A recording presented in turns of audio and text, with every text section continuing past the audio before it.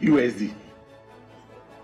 Healthcare managers worried Ghana may not have enough healthcare practitioners to attend to the needs of patients as the exodus of healthcare workers keeps increasing. If a midwife or a nurse is working and taking 2,400 a month, you have to eat from that money, you transport, you save, and at the end of the day, you work 30 years, you go in retirement and there is nothing to show. And also, Bank of Ghana increases monetary policy rate to 28%. Under the circumstances, the committee decided to increase the policy rate by 100 basis points to 28%.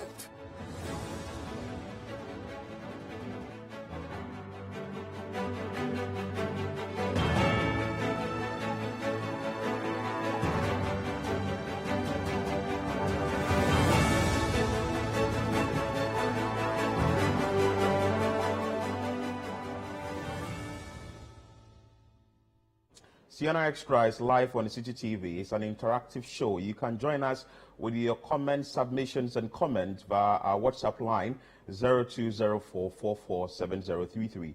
As well, we are streaming on YouTube on CityTube. Jude, good morning. Good morning, Philip. How is the Tuesday going? It's a brand new week. Today's the last day for December. Actually, January. I'm excited. January is going. The only 60 days month we have in a year. Today's the 31st of January. It's been an eventful month personally for me and I'm sure for a lot of other So people. right after today ends, now the year will begin proper. 1st of February and all of that. Let's go straight to our first story.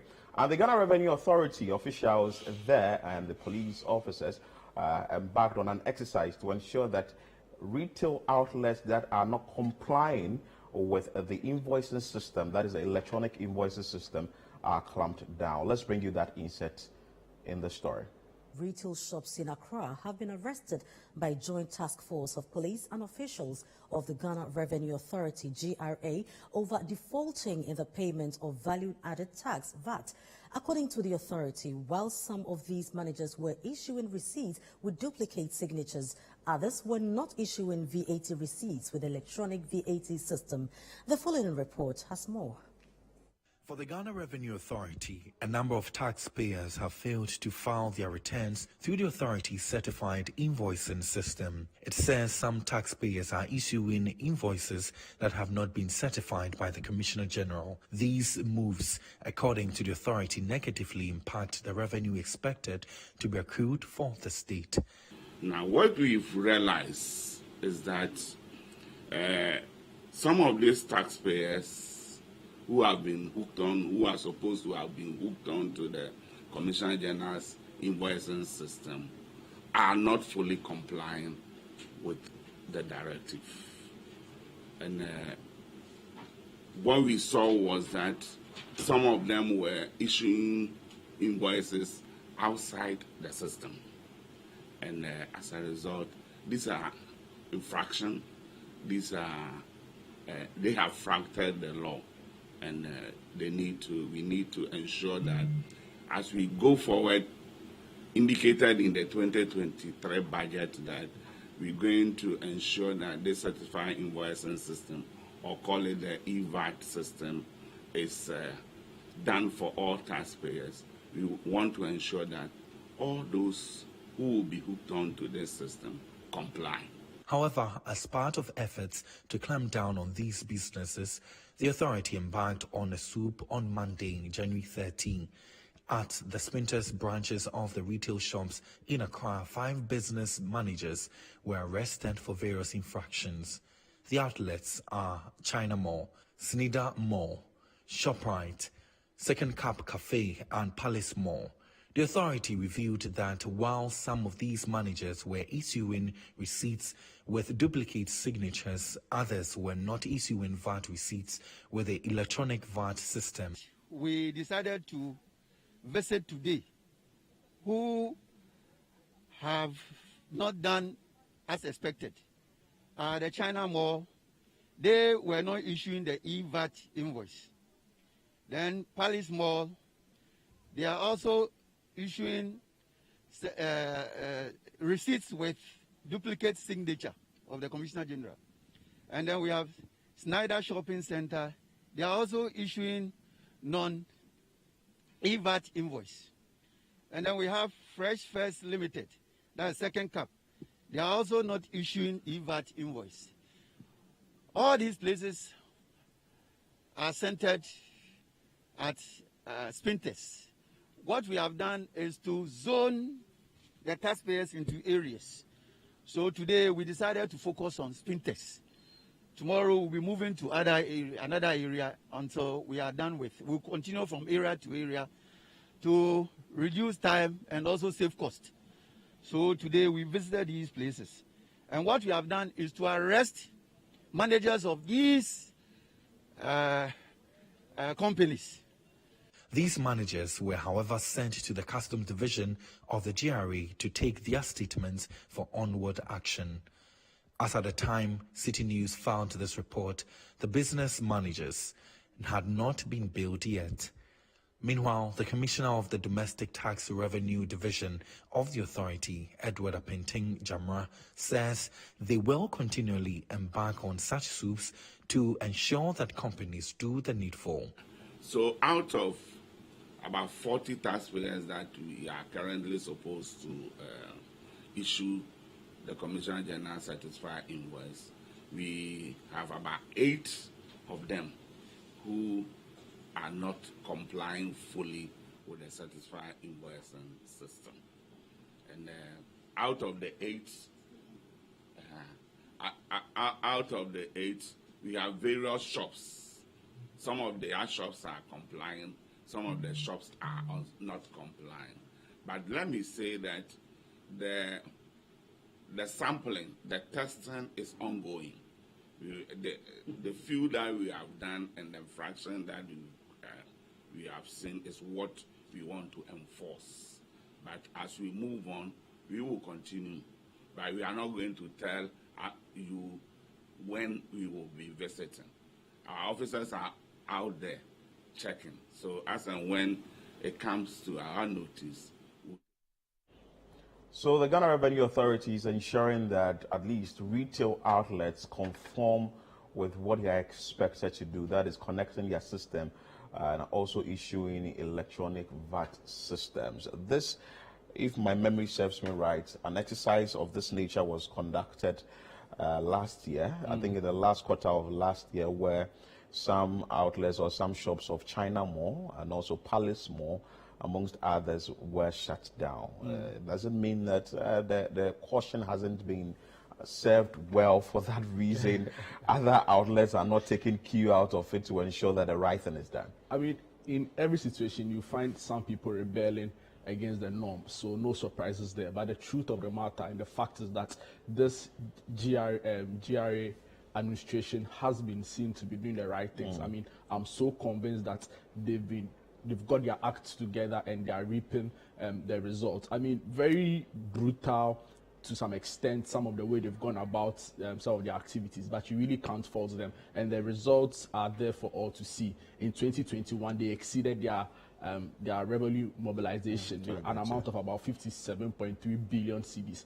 2022, they actually also exceeded their revenue targets again to some 75.5 billion Ghana cedis, a nominal growth of about 31.5%. So there's no doubt about the fact that the GRA are doing the right things. And Dr. Amisa Daoswamwa and the team are on top of their game, and you want to commend them. For me, I actually believe that certain government agencies tasked with the responsibility of generating some IGFs or some revenue should be going through the GRA model. It might not be the most appealing or might not be the most exciting way to generate revenue, especially when you have to read in the news every now and then that they've used some force or some police officers to lock down shops and all of that. But when you have a society like ours where people always want to go around the system, you need to put in place some of these measures. And for me, you can make a case and say, well, in the 2022 media budget review, the revenue mobilization targets for the GRA was revised downwards from about 80 billion cedis to about 71 billion, but they still went above that target to hit 75 billion. So you want to commend them for the work they are doing. I feel like in a country like ours, the truth of the matter is that you need taxes to grow the country, to grow the economy. There are no two ways about that. When people don't pay taxes, that is how come you see the kind of struggles we have with the economy, the downturn we see with the economy. And with the kind of system we have here where the informal sector, to a very large extent, escape taxes, you need to put in place a very efficient mechanism where people are able to pay taxes. And for me, to a large extent, I think the GRA has so the implementation is going down well. EVAT policy has done that quite well. I mean, even when it goes way back. I recall some time ago on the Point of View show when the e-levy was introduced. I mean, they were so much on top of their game. They quickly formed a technical committee, going from media house to media house, explaining the pros and cons and the technicalities really involved with the implementation of the e-levy. And we are beginning to see the ripple effect. So for me, I would want to first of all congratulate them for exceeding their targets and encourage them that in 2023 they shouldn't let their guards down. They should go all out for the country. And when they begin to do that, we'll see some of the resuscitation really of the economy. My issue most times is the revenue has been generated and its usage, because now you rake in the funds, and now what has to be used for is what a lot of citizens will raise questions for, because they'll say that, okay, fine, we've paid our tax, but we are not seeing the good roads, we are not seeing the infrastructure and all that. I mean, their responsibility is really to just make sure that they get the monies coming in.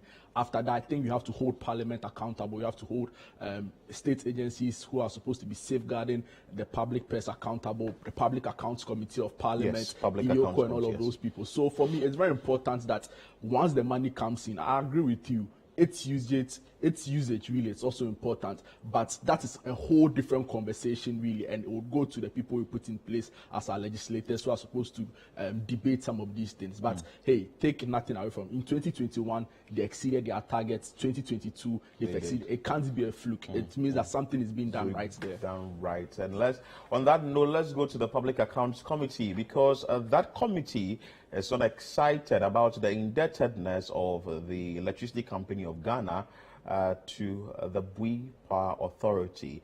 The amount is over $600 million. Let's bring you that insight. Accounts Committee of Parliament is complaining about the Electricity Company of Ghana, ECG's indebtedness to the Bui Power Authority, amounting to over $600 million. The Auditor General's report revealed that the ECG failed to comply with its monthly payment plan, thereby resulting in the outstanding debt as at December 31, 2022.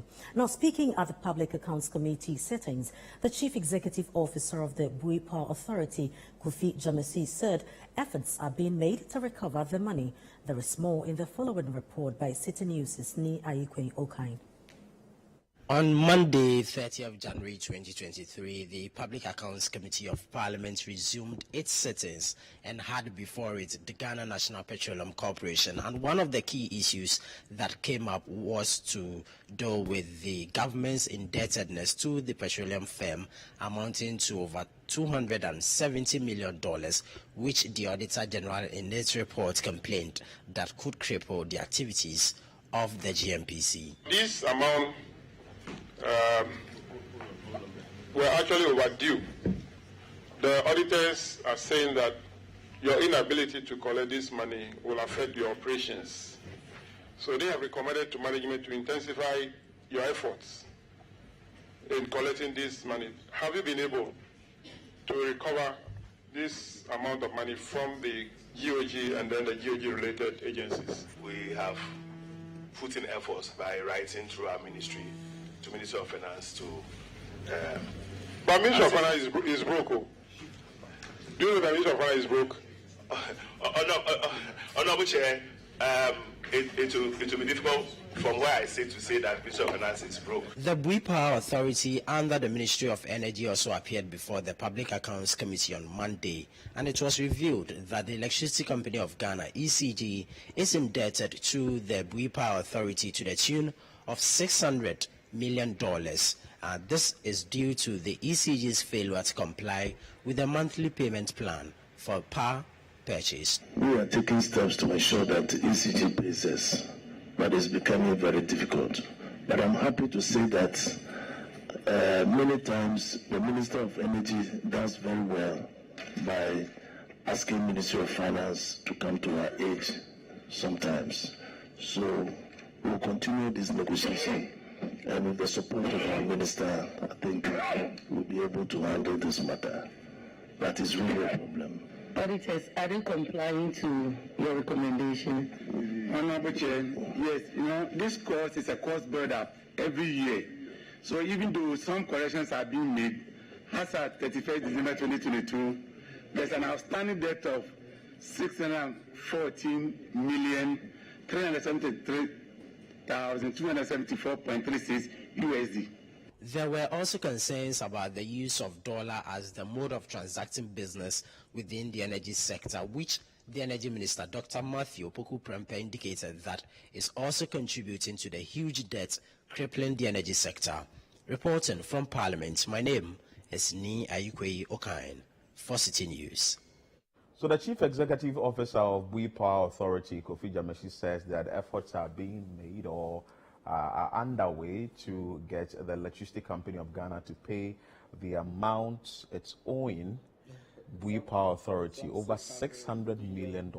The $600 million, if you melt it, you now convert the money from the dollars to the cedis, then you really know the amount of money in there. That's a huge amount of money. I mean, that's a lot. That's a lot. Because they're not able to comply with the monthly payments plan. Yeah, I mean, some time ago, we read in the news about how ECG was strained their weight about going everywhere, disconnecting state institutions, including Parliament, the stadium. So many other companies were affected, and now they find themselves in this situation. But I mean, hey, the truth of the matter really is that a lot of the time, ECG finds itself in a very difficult position. A lot of money is being lost in terms of meter theft. People are not paying their bills. People are finding a way to beat the meter system. People are having so many illegal connections here and there. So it finds itself in a very difficult situation, coupled with the fact that some government agencies who should know better, including Parliament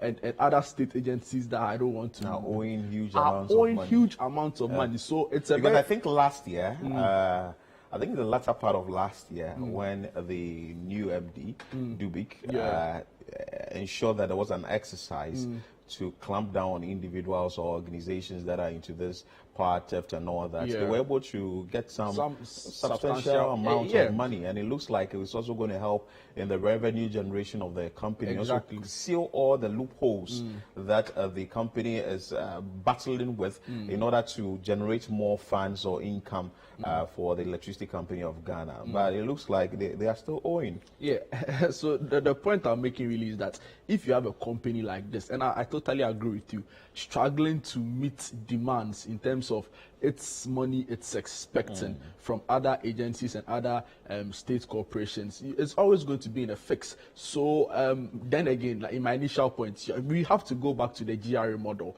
of making sure that funds meant revenue expected are accrued whichever way possible, of course, according to the law. It can't be outside the law, because you don't break the law in an attempt to fix it. So it's a really difficult situation to be in, but you'd want to expect that Parliament and the Public Accounts Committee especially will take this thing up. Every now and then issues come to them after a month or two of deliberations. You really hear little going forward. I mean, up until a point where we see that Parliament takes this thing up very seriously, where prosecutions are needed, it comes in. I think it would serve as a severe lesson, or let's say warning sign going forward for public officials who find themselves dealing with this amount. And of course, briefly on this issue, I don't understand. I thought quite recently we saw a circular from the BOG and the Finance Ministry about the quoting. Exactly. I don't understand why it still persists among state institutions, among ministries of state. So for me, it's another issue we really need to look at, because I feel like to a very large extent, the dollarization, like you put it, it increases the amount, exactly, the indebtedness, because if you are owing an amount that the dollar to the CD is somewhere 70, and look at the exchange rate right now. So it goes we need to have that conversation. Like that, again. But I expect the ECG and other state institutions and corporations who are faulting in their payments should really be up and doing. If they need to come out publicly and speak so the public understands their challenges, they should do so too. Well, so that is it. You can join us with your submissions, your thoughts, and your comments via WhatsApp line 0204 447033. You can join us also on YouTube, on CCTube, as we stream live there. Still on electricity issues, and we are going to Kumasi, where traders at the KJTR market are not excited about the electricity metering system at the facility. But the Kumasi Mayor, Samuel Pine, is saying that this will exercise patience as the authority fixes the situation. Now, turning our attention to the Ashanti region, the Kumasi Mayor, Samuel Pine, who doubles as the board chairman of the Kumasi City Market, popularly known as the New KJTR Market, is calling for calm among traders over the recent issues in relation to electricity metering in the facility. Now, following a series of misunderstandings between traders and the management of the facility, Mr. Pine tells City News after the local government minister visited the market, urgent steps are being taken to provide over 7,000 shops with individual meters. Our regional correspondent Fatih Aminu Ibrahim reports. Traders have in recent years been complaining about what they describe as exorbitant electricity charges they pay because one single meter is serving the over 7,000 shops in the market. The local government and rural development minister, Damboche, visited the market and assured of resolving the issue. The leadership of the traders who sat in a stakeholder meeting with the local government minister has called on the ministry to go by its words to ensure they bring finality to the issue. We as traders on our part can only hope that the minister will stand by his words, because it is the wish of every trader within Kumasi City Market to get his or her separate meter. The president of the Federation of Kumasi Traders, Nana Akwesi Prempe, added that they want authorities to award the contract of procuring the meters to the Electricity Company of Ghana, ECG, so that they can always go to the company anytime the meters develop faults. With respect to the procurement, the precision of the traders, and that has been the cause that we have been championing over the years, that based on the assurance of the regional manager of Electricity Company of Ghana, we had hoped that the minister, though we cannot force it on him, but it is a wish of the traders that ECG will procure the meters for the traders. Speaking to City News, the Kumasi Mayor, Samuel Pine, says plans are far advanced to ensure the contract is awarded for the meters to be procured.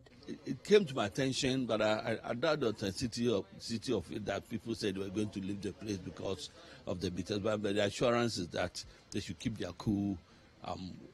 The processes are almost over, and that they are going to have the individual meters, especially when we have full payments of our debts. The mayor also called on the traders to remain calm as efforts are being put in place to bring finality to the issue.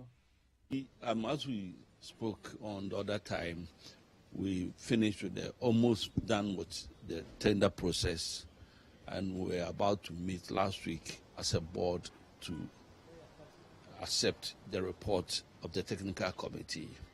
But the local government minister was in town and was necessary to meet with all the other stakeholders, especially the traders who suggested that they wanted ECG to give them the meters, even though ECG did not apply. So everything's on course. If I'm not being that suggestion from the traders, last week, Wednesday, we would have resolved that matter and have gotten somebody who will be ready to go and fix the individual meters for the shops. So we are on course. For now, the main concern of these traders is for each shop to be provided with individual meters so that the matter will be resolved once and for all. For CNews, Fatih Aminu Ibrahim, New KJTR Market, Kumasi. The main issue here is that 7,000 shops relying on 1 meter. And the last time when we had a conversation about this, I was like, even in a compound house, and you are in a compound house that is made up of, say, 5 families and you're on 1 meter, there is always an issue with how the bill is shared. Some of them will complain that, okay, so the landlord has found a way to also to enrich himself, because then again, who is sharing and how much are you sharing? And what are you watching? How are you grading the people before you share? Because the last time when these traders were complaining, someone said, I just put on my bulb, and that is why I don't use anything. Others were like, I don't even come here for 2-3 days. Exactly. And I still receive the same amount as others who Other are people who, here every day. I mean, see, and we struggle to understand why the ECG can't make its financial commitments to the People Authority. But hey, I mean, this is not feasible. Having 7,000 people on 1 meter is not feasible. I mean, it's not even grounded in equity principles. I mean, you have somebody, a larger shop, obviously, probably with an air condition, probably with a deep fryer. The person is using a rice cooker somewhere. And somebody is also there with just one standing fan. And at the end of the day, they are expected to pay the same. I mean, even if you make a case that will be by a electricity usage and payment system, who is going around to do the checking among 7,000 shops? Clearly, it's not practicable. So for me, I think it is a call in the right direction. And I'm particularly excited that the local government minister has taken an interest, a keen interest in this. So I hope that his words will bring some finality to it, and he will back it up with some action and make sure that at the end of the day, some finality is brought onto the issue. But hey, it doesn't make any sense at all. And I think that an immediate action has to be taken, because the KMA boss, the Kumasi Mayor Samuel Pine, says that several meetings have been had and that they are trying to get to the final stage of the meetings, but I think it should be expedited. Yeah, but how can you even build a market square like that and expect all shops to be on one? What was the reasoning that went into the planning and all of that? I've not really gone into it, but I think that maybe there was a mechanism that right after the building, maybe every shop will have the meter, but maybe that so it should have been installed before it was opened up to the public. Anyway, it's Ghana we did. Yeah, Ghana we did. So that is but it's not okay. 7,000 shops on 1 meter. No, it's not fair. It's not feasible. It's not fair at all. It's not fair. You're still watching CNR Extra on CTV. Still to come. Bank of Ghana increases monetary policy rate to 28%. Kindly stay with us. We're back with more stories.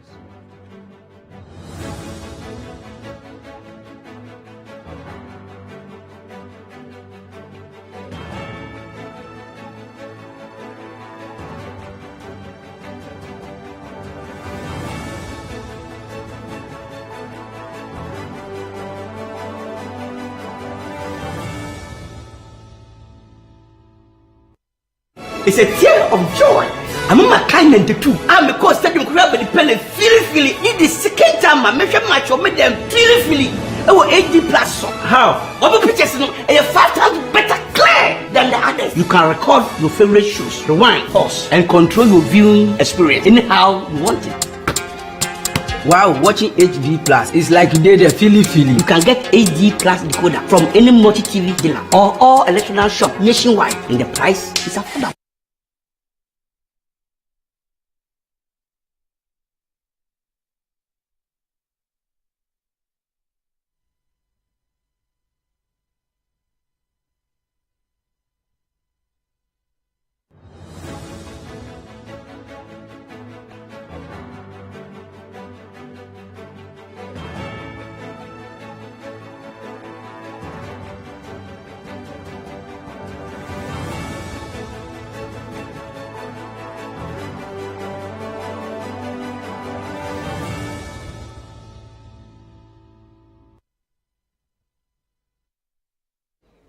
Many thanks for your time and staying with us here on CNR Extra on CGTV. Let's move to another story, and that has to do with the domestic debt exchange program. And the President Akufo-Addo, is asking Ghanaians to have patience with his administration as government embarks on a restructuring of the program. Let's bring you that insight. President Akufo-Addo is asking Ghanaians to have patience with his administration as government embarks on a domestic debt restructuring program. Nana Akufo-Addo says the program will help the country achieve the needed financial stability for an IMF bailout. The president made the appeal during a meeting at the Jubilee House with some chiefs from the Western region. At a meeting with the Western Regional House of Chiefs at the Jubilee House, President Akufo-Addo says the domestic debt exchange program is aimed at restructuring the country debt as part of conditions to meet an IMF balance of payment support. The debt exchange program has been met with stiff opposition, with many rejecting, especially bondholders. They accuse government of worsening their plight if the program goes through. But President Akufo-Addo says the program will help the country in the long run. The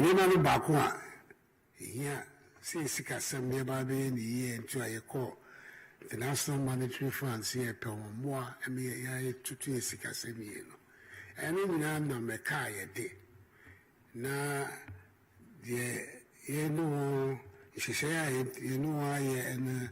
a staff level agreement, which is the first step towards a full agreement with the IMF. No, it's as a bomb day, one of the English for the restructuring of our debt, both domestic and external. And I know Naban say, Yamani Buoha, as a bomb day, so that we can have a more secure set of funding for the future. Projects, capital projects, Kosovo Ghana there. A Quembias, as you say, Yeshada Yeho, Yeshema, Nina Chimikoso, Shasiaya, and Chimichwaso. There will be some temporary delays whilst we're making the agreement with the IMF. The Mahine of the Insane Traditional Area and leader of the delegation, Awulai Ejiefi II, wants government to explain to Ghanaians what the whole debt exchange program is about. Inti ye hu se ya na kasakasa ya ba adwen papa wo ne mpanimfo efa no me nuanom sese sabri ebeyi ya ke ebe kai wo se wo technical men panimfo a wo mo asua sa adwumadi mu yie anka bri wo mu a kamugya wo mo kwan na wo mo aba region no mu regions no na sika bia anasem bia ehia se if say ya tese IMF say ya ntoto ye ne mayie wo fie ansa na wo mboboa yen a wo mo aboa yen we kire se ye man no asese yen so ye ti ase na ye hu ni se enti ase no enya nkofo mpapa ya no hu nti o man pani minua no me se me mfa ntu ani me se be ye a. Meanwhile, the Ghana individual bondholders say they are willing to assist the government in further considering the proposed fiscal adjustments and recommendations captured in the Joint Technical Committee. The government, through the Finance Ministry, on January 18, set up a technical committee to address concerns raised by the Individual Bondholders Forum on the Domestic Debt Exchange Program. Now, as the deadline for the Domestic Debt Exchange DDE program expires on Tuesday, January 31, 2023, the group believes that should government adopt the recommendations in the committee's report, it could save in excess of 83 billion cedis. Now, in a statement issued by the group, they posit the move will assist the government to reduce its DDE indebtedness of about 138. So the deadline for the debt exchange program, the domestic debt exchange program, is today, but the Director of Operations at Dayless Finance, Joe Jackson, says that he thinks there will be an extension again. Yeah, and because it looks like the negotiation hasn't gone down well. The last time when there was a meeting, the Joint Technical Committee was formed, but still it looks like the individual bondholders are still having issues with the Senator who has said that it's going to present a bigger trouble for the country in the future if this exchange programs goes through.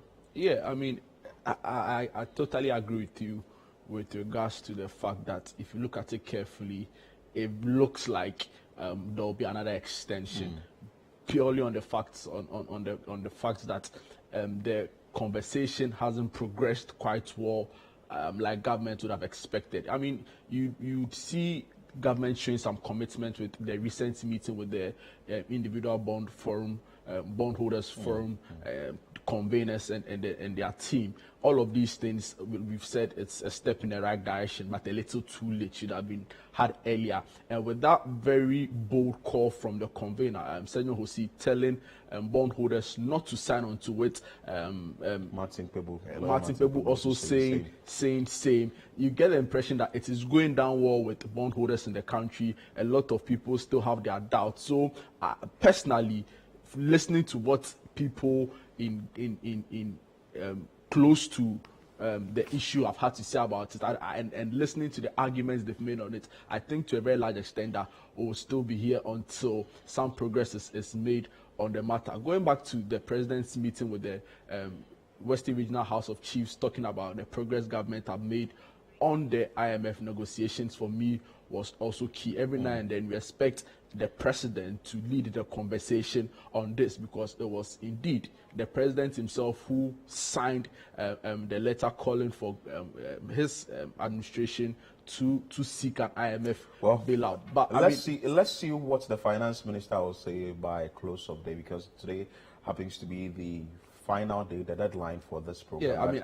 then again, we are still keeping our fingers crossed and seeing what the finance minister will say, what the ministry will say, and the bondholders.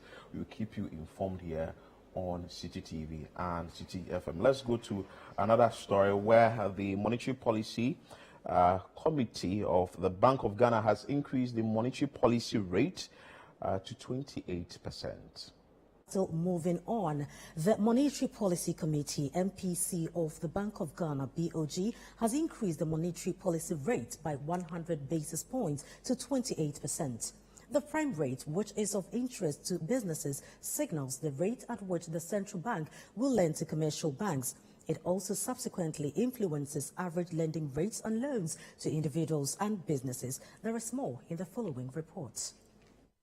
After assessing the performance of the economy, the Monetary Policy Committee of the Bank of Ghana at its 110th press conference increased the policy rate by 100 basis points to 28%. The increase of the policy rate, which is of keen interest to businesses as it ultimately influences average lending rates on loans, is in line with the projection of some economists who spoke to City News ahead of the announcement. Since November 2021, the central bank has increased the policy rate by some 1,350 basis points. Addressing the media during a press briefing, Governor of the Bank of Ghana, Dr. Ernest Addison, cited downside risk to inflation and exchange rate depreciation as a major reason.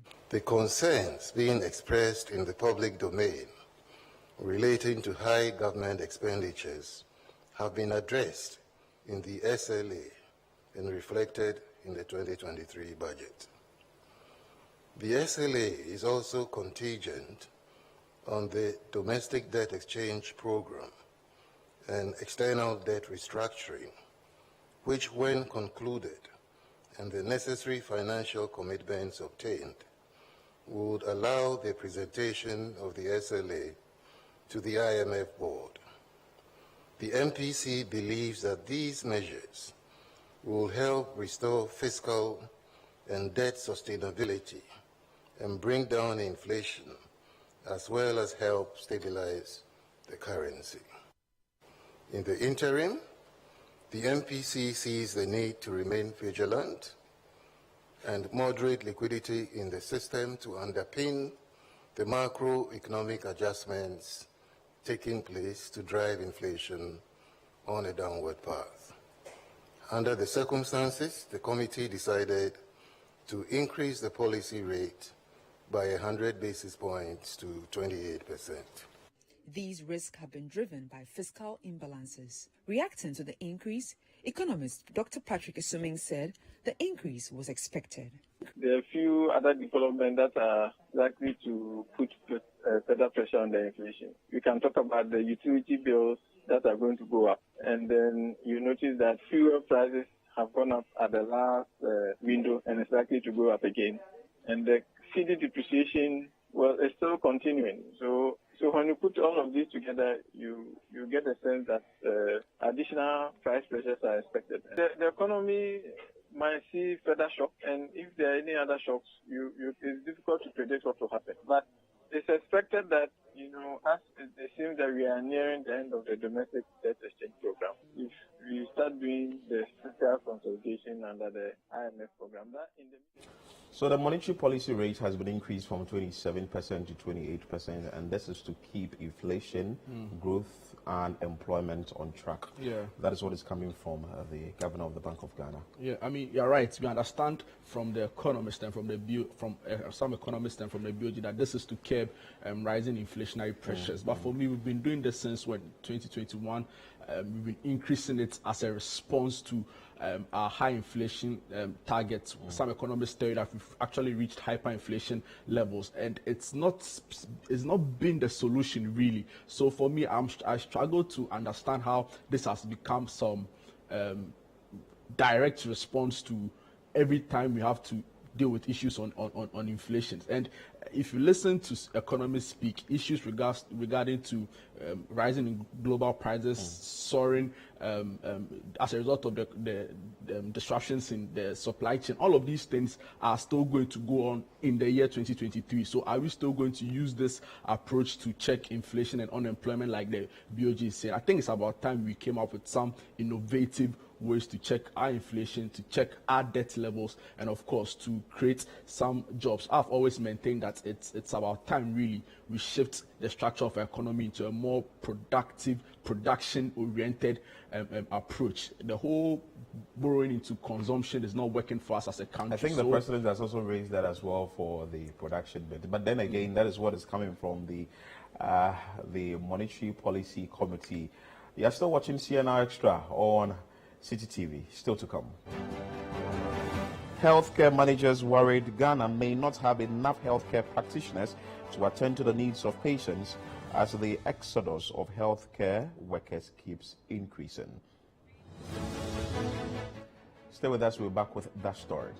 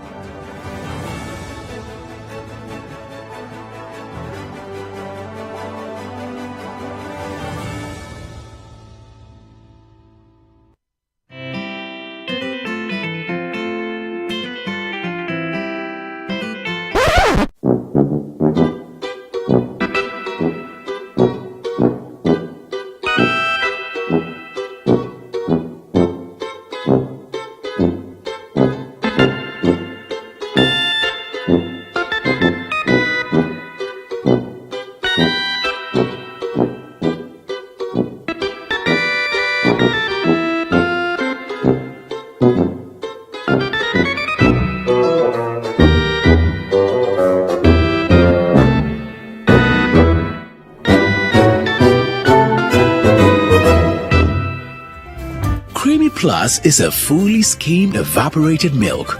Creamy Plus is available in a shop near you.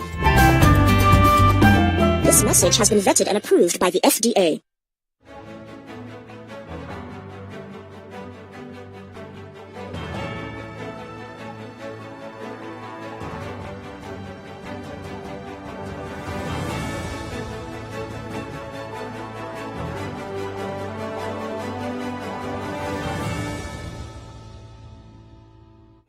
Many thanks for your time. Let's bring you the report on the exodus of healthcare workers, which is increasing and has a tendency of affecting healthcare delivery in the country in the future.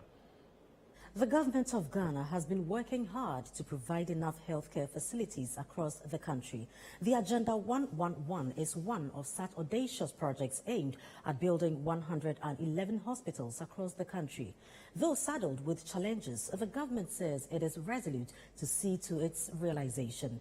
But healthcare managers are worried Ghana may not have enough healthcare practitioners to attend to the needs of patients as the exodus of healthcare workers keeps increasing. City News' Caleb Kuda has more in part one of a three-part feature focused on the exodus of healthcare workers from Ghana. My mom was a TBA. TBA means a traditional birth attendant. So going she'll conduct deliveries in the house. So anytime she's conducting deliveries, you see me around her trying to help. So I'm sure that is where the inspiration came from. Hardly a day goes by without Sefako, not her real name, thinking of hanging her uniform and leaving the shores of Ghana. She's a midwife in one of the best tertiary hospitals in Ghana with the most sophisticated equipment. But the young professional who saw her mother serve as a traditional birth attendant believes working in Ghana is not worth it. Basically, I work like 14 or 15 days in a month. And the place is awesome. Work is okay, but like I said, the hassle is not worth the pay. 8-9 months into the work, I wasn't so happy because salary delayed, and I had to manage my way throughout. Salary-wise, nursing in Ghana is a mystery. Currently, after every deductions, I think I get like 2,400 a month. Rent to take your salary, transportation, food. So basically, the 2,400, and it's the same money I'm using to pay my fees. For Sefako, it's not only about the money, it's something inside, and it's so strong. It's not all about money, but at least change of environment, opportunities are outside the countries, a lot of them. So it's not just about the money, it's about at least the comfort, change of environment, diversity in culture. I think those few will do for me. Ghana here, people have a very bad perception about nurses. One is that nurses are prostitutes. Two, they are rude to their patients. But I think at the end of the day, we try as much as possible to help them. Last year, November, we had a team from UK, Jude. They came to train us on a lot of midwifery staffs. For a single young lady without a family, she believes now is the time to make the decision, and she's saving towards it. With an estimation of say 30,000, because I know when you travel outside the country, the money you used to register for your OET or say IELTS they'll reimburse. Some agencies or hospital will try and pay for your plane tickets and maybe visa, so it depends. Like 50% will be reimbursed. So how much have you saved so far? Well, just started saving last month. So last month I decided to save 1,007. If you can save 1,000 a month, you have a lot of money. No. Currently, I have a colleague. She may be leaving the country maybe like next month. So because of BSc midwifery, that's where she stayed a bit longer. She finished her BSc this December, and she'll be leaving very soon to USA. She's a midwife. She's going to pursue midwifery there. And so it looks like day in, day out, nurses, midwives, doctors are leaving the country, and the government sees nothing wrong with it, because if a midwife or a nurse is working and taking 2,400 a month, you have to eat from that money, you transport, you save. Then at the end of the day, you work 30 years, you go in retirement, and there is nothing to show for it. Unlike Sefako, Erefua, again not a real name, has a family, and for a master's degree holder, her take-home is less than 2,500 Ghana cedis a month. But she will not leave Ghana for anything. What's keeping her? The smiles I put on the faces of my clients is what matters to me most. Yeah, I want to be here. I've got family. So for me, I don't know, basically, a lot of people want the money, conditions of service. But for me, I don't think I'll move by it. I've got kids. 3 kids. 3 under 6. And a spouse is working as well. So for me, seeing my kids that I'm able to send them to school every morning, I'm able to pick them up after school, that's fulfilling for me. I don't like the stress. I mean, 12-hour shift, etc. I don't think so. It's not for everybody. I don't think I'm one of those who really want to go desperately. Would you say it's because you're not ambitious? No, that's not being ambitious. I've got my master's degree in healthcare management. I've done occupational health. So if it's ambition, yes, but I don't think those going are going because they're ambitious. That's what they say. They want more. They want fulfillment. They want to work in a better condition, and they want to make more money for what it's worth. I want to make more money. Yes, I mean, everybody likes money, but I think I'm just content. I mean, I'm not really a die-hard fan of going to work outside. I don't think I can stand the stress. If I'm actually here because of the pay, then I'll be a liar. But I chose my family. Among the more than 30 healthcare workers I sampled, Erefua is the only one to say an outright no to leaving Ghana. Even then, she won't hesitate to encourage others to leave if they asked for her opinion. People have priorities. Most of them think it's greener pastures, it's better out there than here. Of course, you have the money, you have the services. Even in terms of health, if you're a health professional here and then you are sick, I don't think they'll pay for everything. You practically have to pay for it yourself. Do you have insurance as health practitioner? Definitely not. We do not. We don't have. So what's your National safety health net? insurance. Is the Ghana Health? Oh, well, we live by the grace. Grace is keeping us, honestly. Is the grass always greener outside? Well, stories like this one, shared on the City Breakfast Show some months ago, convinces many that even if it wasn't exactly as green, they'd rather prefer that. The little calculations and stuff that I've done, I would be able to save more than £500 in a month. Hey. And comparing £500 to Ghana cedis, you are hitting around 4,500, let's say 5,000 a month.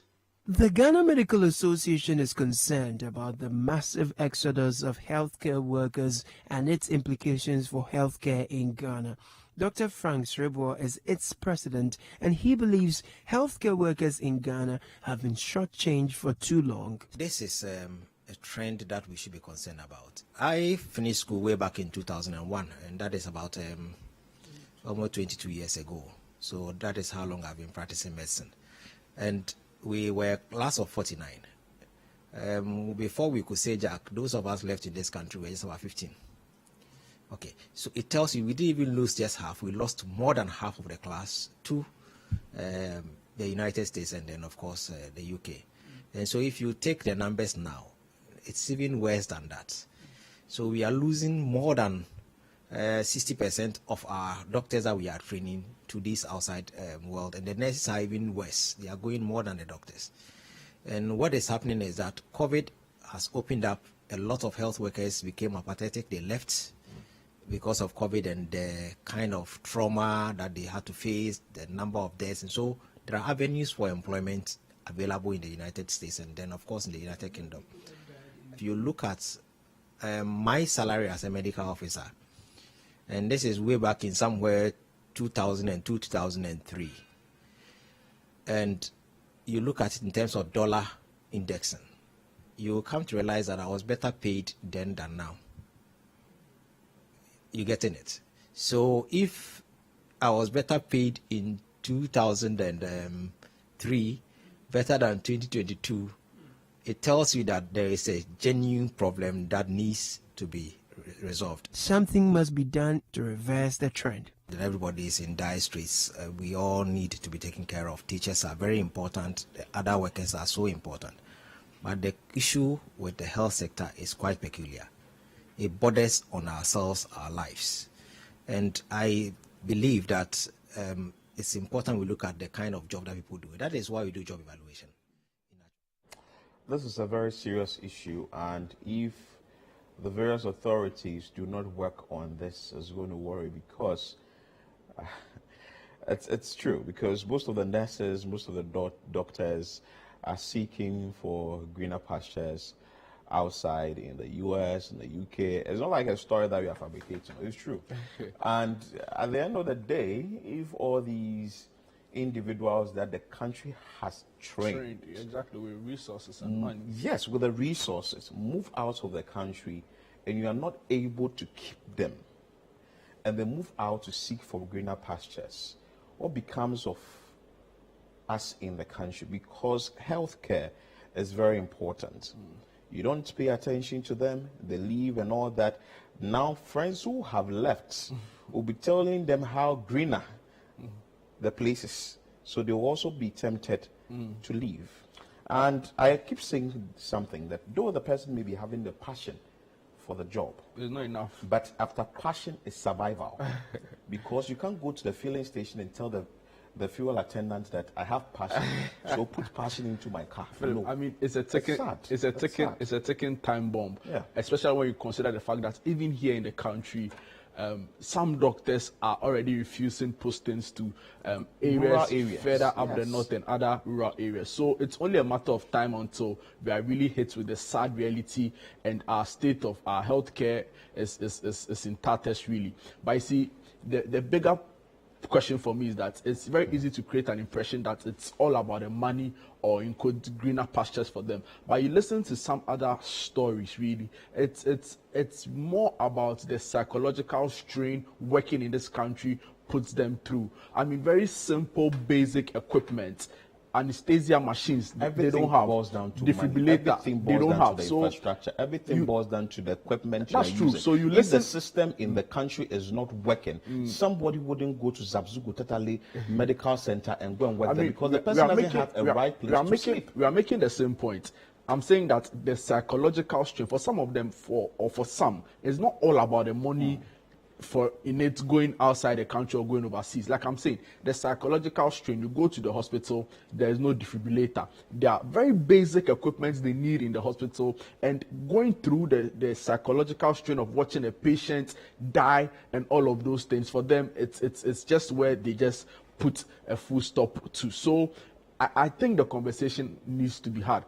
Going forward, we really need to look at our setup again. Is Agenda 111 the solution? Actually, or should we commit the resources to... When the Agenda 111 project is put up, they are going to have challenges with personnel to man exactly. So why don't you rather use these funds to make sure that you have a really capable system in place? And I mean, it's not coming from me, but I believe these are conversations that we need to start looking at again, because other than that, we're on a ticking time bomb. The future looks very bleak for healthcare delivery in the country, and we don't want to get to a point where we have to start out bringing in people from outside to also come and take over some of these things. What we saw is just part one of 3-part feature. Yes, part one. That means the part 2 and the part 3. Just stay with us here on CTTV, and you'll see the shocking revelations from nurses and medical practitioners in the country. This is how we wrap up today's edition of CNR Extra on CTTV. My name is Philip Lartey. I did this with Jude, Mensa, Duncan. Keep watching CTTV and join us the same time tomorrow.